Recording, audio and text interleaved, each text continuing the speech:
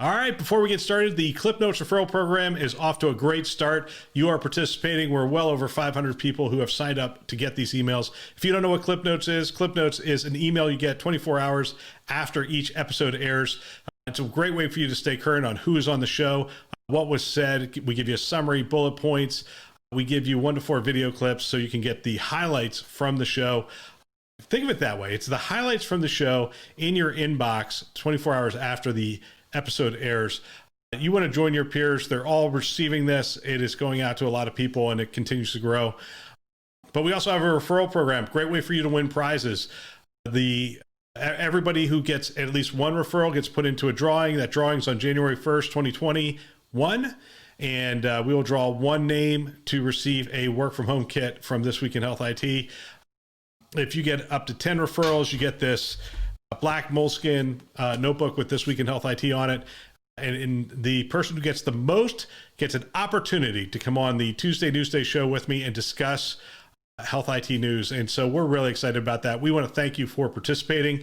And if you want to have people sign up, easiest way to do that, send them to the website, have them subscribe, and put your name, your email address in for referred by. They could also send an email to clipnotes@thisweekinhealthit.com. All right, now on to the show.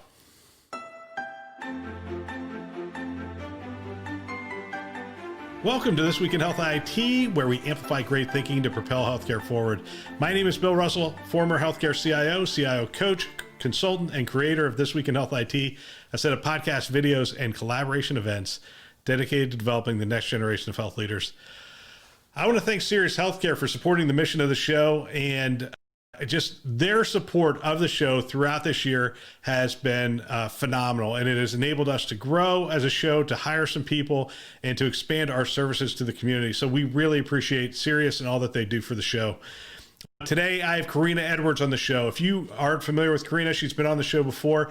She is the CEO of a really cool, hot startup called Quil Health, and it is a partnership between Independence Blue Cross and Comcast based in Philadelphia. They are doing some really cool stuff, and I'm looking forward to sharing this show with you. All right, today I am joined by Carina Edwards, the CEO of Quil. And we are going to have a great conversation about supporting care in the home. Welcome back. Welcome back to the show, Carina. Thank you. Great to be here. Yeah, it's been too long, but a lot of things have been happening. A little bit. A little bit. You're headquartered in Philadelphia. Comcast isn't coming back to work until July. What does that mean for you? We are headquartered in Philadelphia. We made this transition to virtual pretty quickly because we already had a pretty remote team.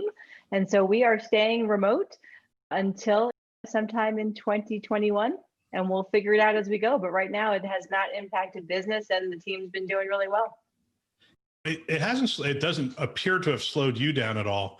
I've seen you're at the health conference, and you pop up on my feed quite often, either in conferences or some facsimile of conversations that you're having with industry leaders. So you're staying pretty busy having those conversations. We are. It's been an interesting year for us because we're only 2 years old, and for us, we were just taking off as COVID hit, and we had one of those big moments where we were selling to provider organizations and we were going live with provider organizations, right? We launched the Quil platform in April 2019, and March comes and all of our patients go off the platform. All of our customers shut procedures down.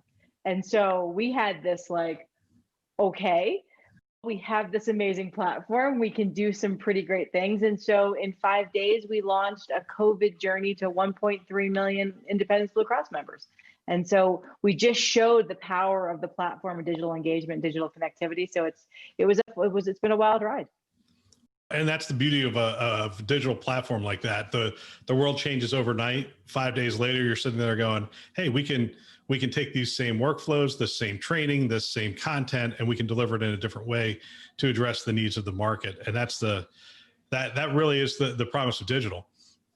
Agree. I think it's a testament too to also like how you think about scaling in all of these different startups.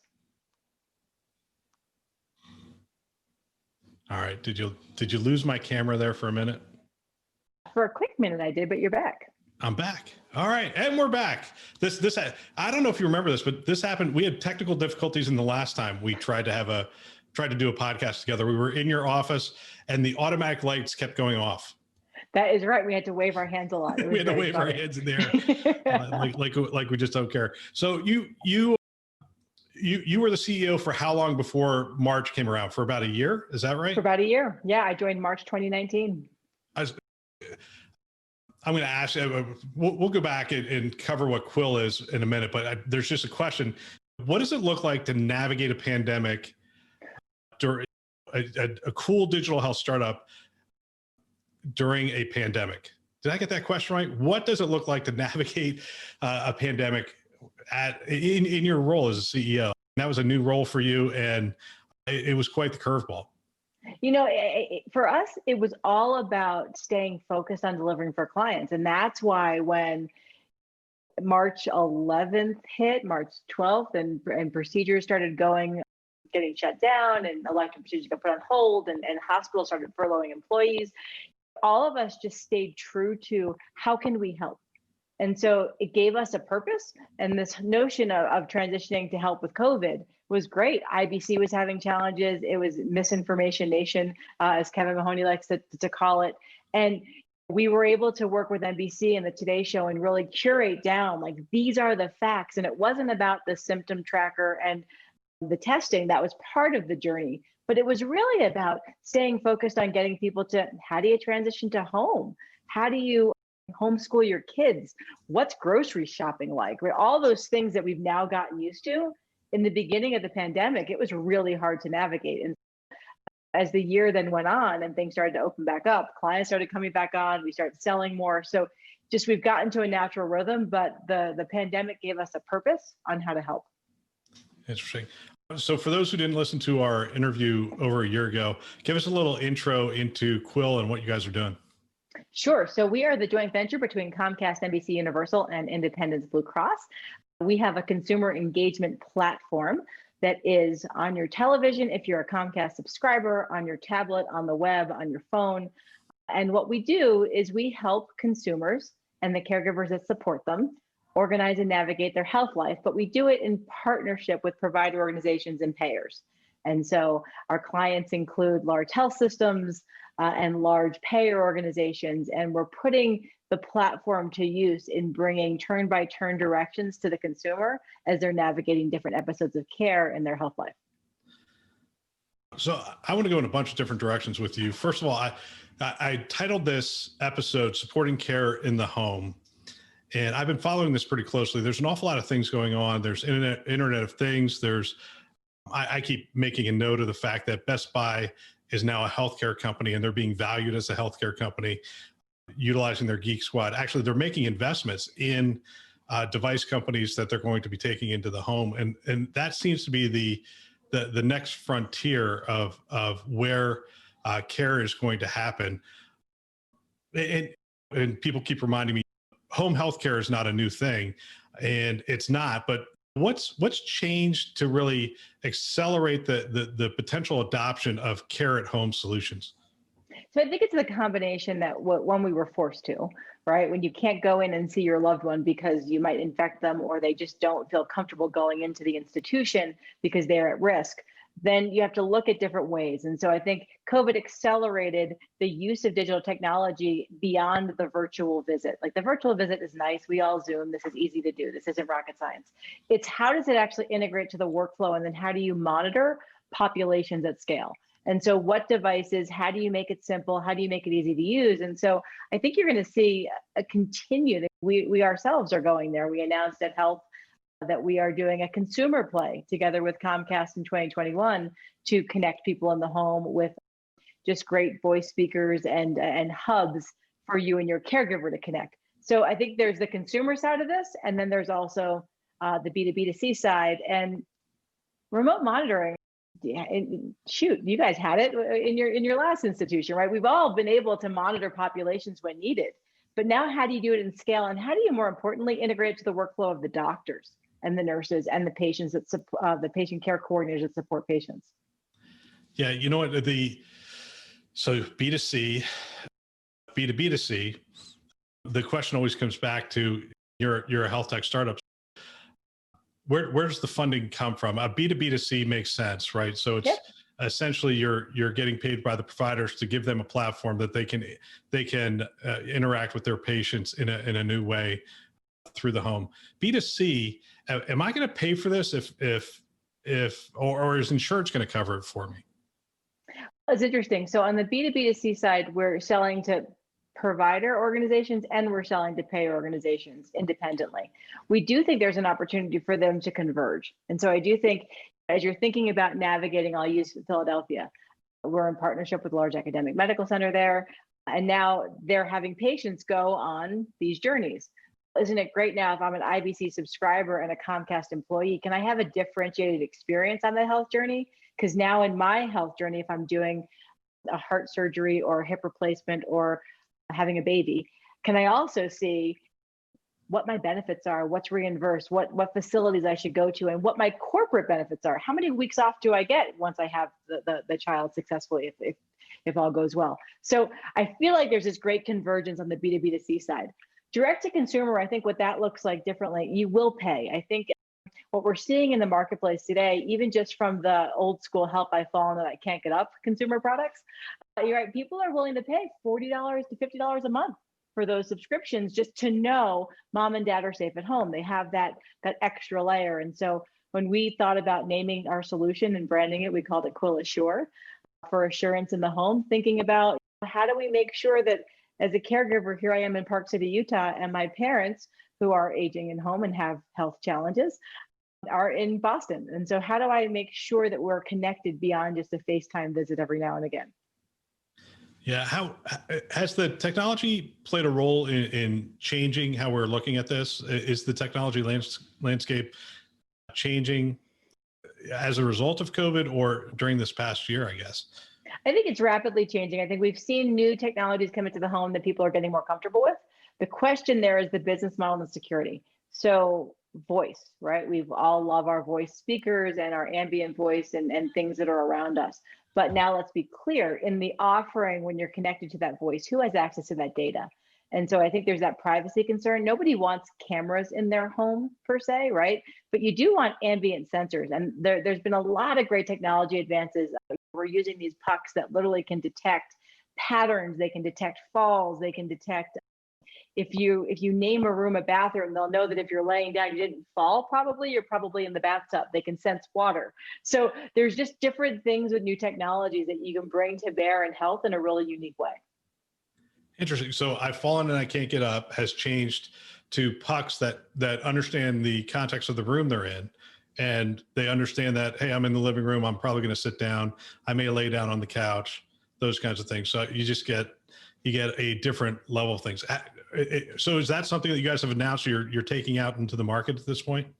Yep, we're gonna be trialing the solution with Comcast employees in there. They have this great way that they trial new tech in December. We're gonna work through the quirks, make sure it works all well, and then we're looking to launch in Q3 next year. So coming soon to an Xfinity store near you, maybe. Maybe.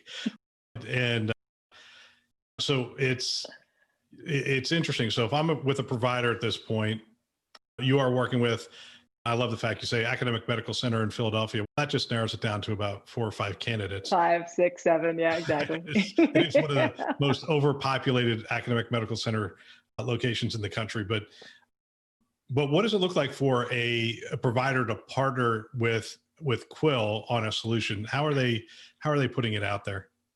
Yeah, it's really been fun. What we're doing is we're looking at the things in the areas that are not served by the core infrastructure vendors, right? Listen, you're not going to displace your EMR. You're not going to displace your patient portal. How does a Quil work in connection with that? And how do you really integrate it to the digital care plan being prescribed by the doctor? And so what we've done is we've literally gone and we're live in one service line, launching 4 more. So thinking about oncology and women's health and orthopedics and ENT. And as we think through those, think about the massive procedure volume on that. And it's not so much the what's my appointment and when do I get scheduled? It's okay, how do I prepare for the appointment? Who do I bring with me? What questions do I have to ask? How do I navigate and get my surgery date? How do I prepare for the surgery itself? How do I recover at home? How do I check in remotely and do my remote patient monitoring and my patient reported outcomes on a digital platform?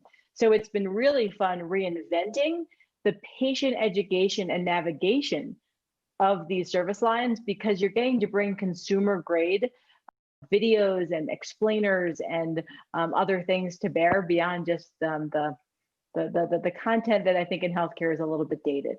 I know of some health systems that are trying to build what you just described, build it all out, and that's an awful heavy lift for them. They're trying to bring it into their digital front door, whatever that happens to be. It could be Sure.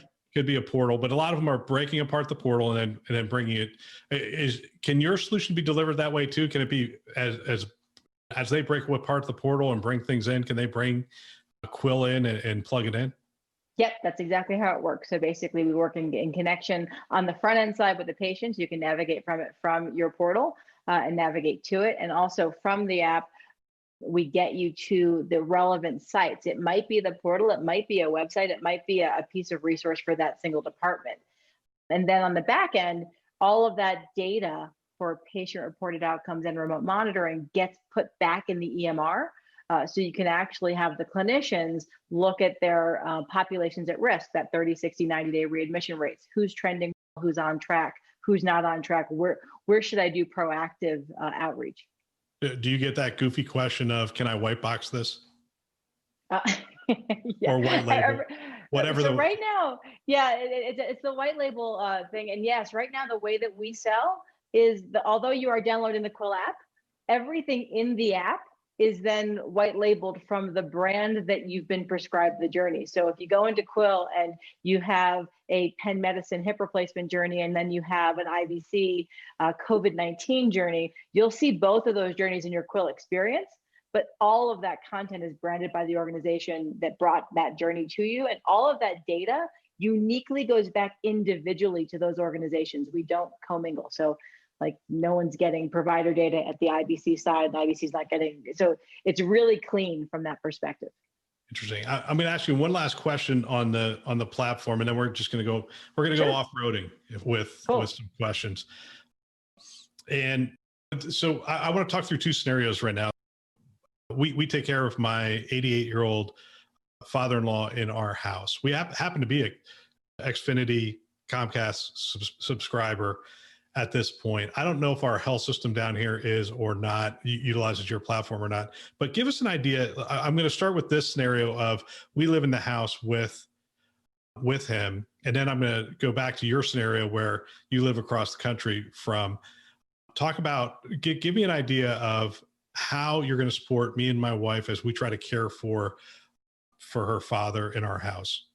Sure. So two things. So first, we've launched a caregiver journey. And so literally it's a journey for you. You can actually go to your TV tonight. You can say Quil, or you can say what happens next, and the Quil app comes up on the TV. There's core videos there, but when you pair a journey like a caregiver journey, we're going to give you the tools to understand what's an advanced directive. How do you talk to your dad about living independently? Like, what are the best practices to bring him into the conversation so this isn't happening to him, it's happening with him.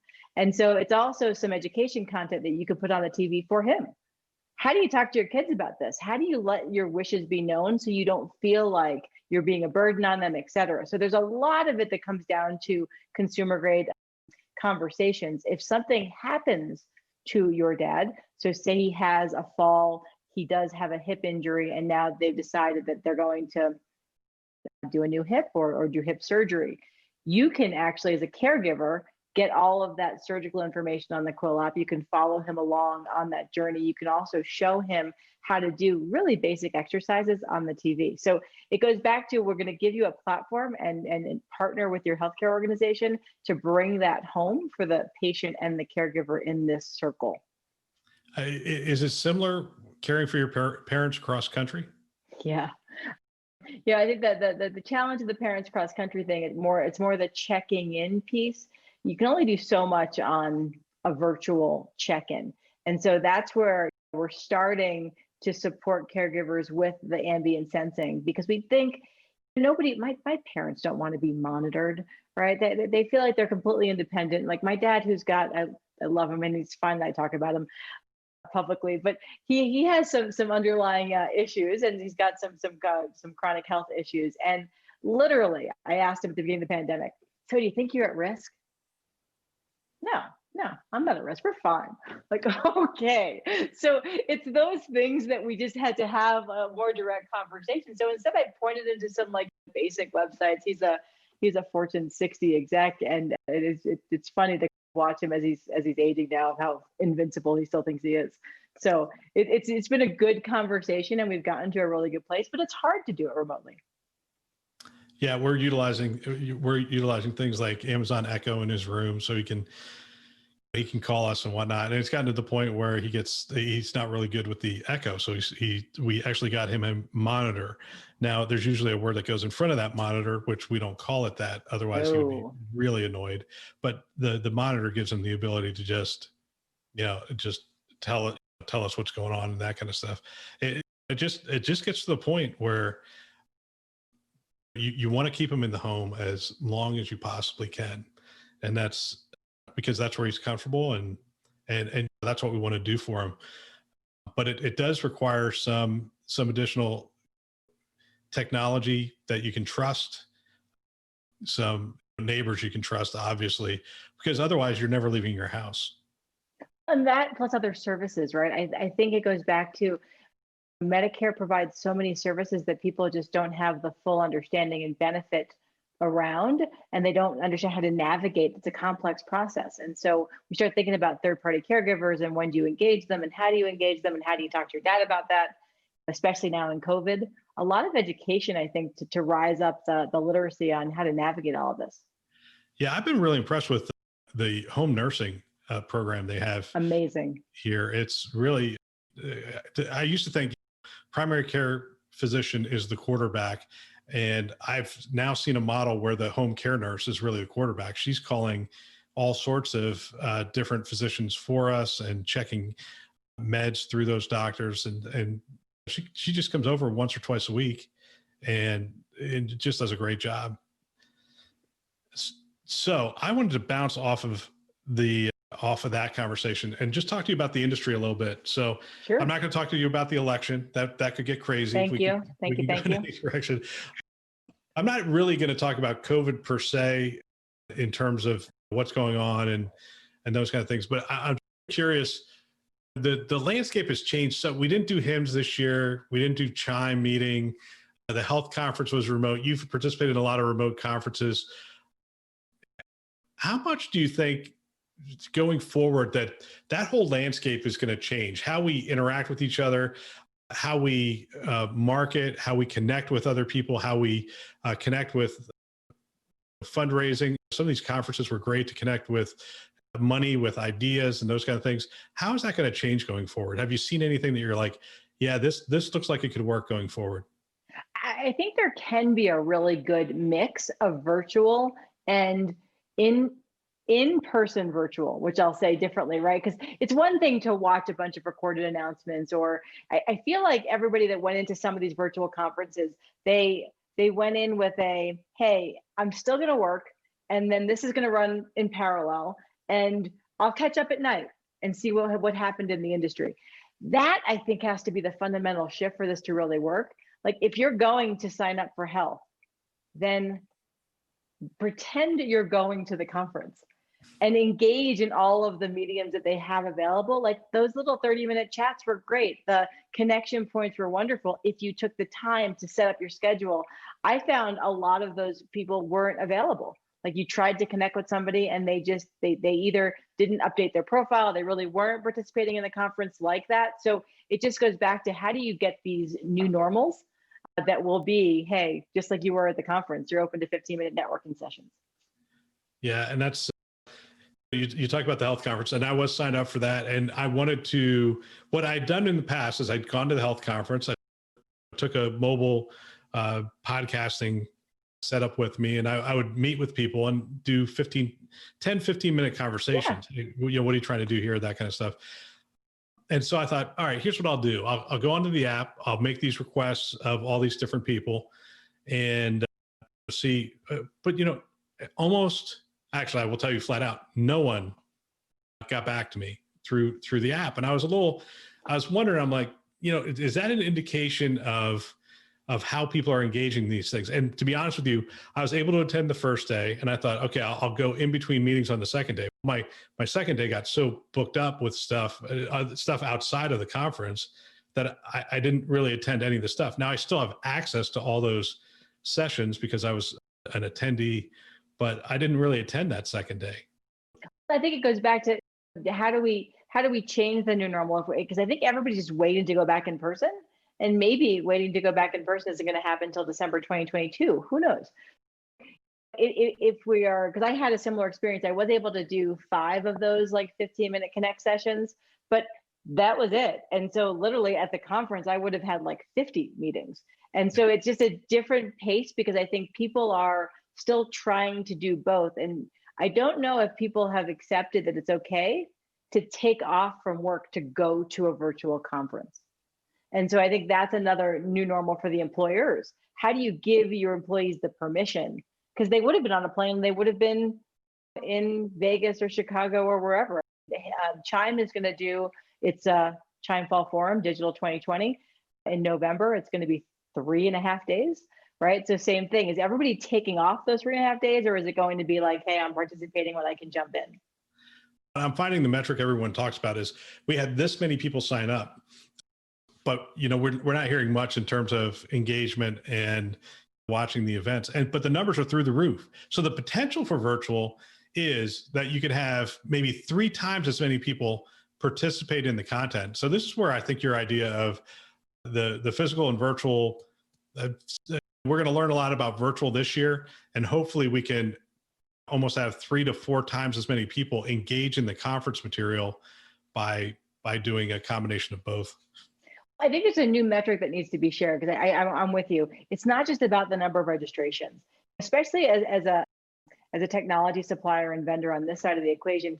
To get my sponsorship dollars, I'm going to want to see conferences now tell me, what is my digital engagement index? How do I actually think about this population? How much did they engage? When did they engage? What times of day did they engage? You have to give me a digital persona of your attendees that's going to be very different than the people that physically were on site in pick a city.